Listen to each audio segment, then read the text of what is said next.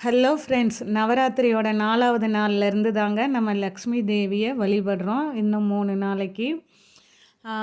அதாவது வெற்றி கோலத்தில் இருக்கிற லக்ஷ்மி தேவியை வழிபட போகிறோம்.